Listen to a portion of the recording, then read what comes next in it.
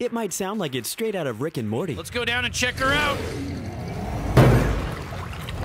Oh, I thought it was further away. But astronomer Professor Lord Martin Rees warns of a, quote, doomsday scenario, where experiments with the Large Hadron Collider in Switzerland could shrink the Earth. In his book, On the Future Prospects for Humanity, he describes how the Earth may survive a catastrophic event if things go wrong while smashing particles together at unfathomable speeds, but it could shrink the Earth down to 330 feet across, or the size of just 2 football fields. He says that quarks, or the particles that make up protons and neutrons, could reassemble and produce strangelets, which he says, quote, convert anything else it encounters into a new form of matter, transforming the entire Earth into a hyperdense sphere about 100 meters across. Which, if New York real estate has taught me anything, probably isn't enough space for over 7 billion people. But the Large Hadron Collider Safety Assessment Group says that's really unlikely, and that the Hadron Collider just does in a lab setting what happens in nature regularly. So this type of event could happen at any time anyways, which is reassuring, I guess. Rees told The Telegraph that he also has another theory that the Hadron Collider could create a black hole that would consume the Earth itself. So as far as doomsday scenarios go, a tiny Earth doesn't sound half bad.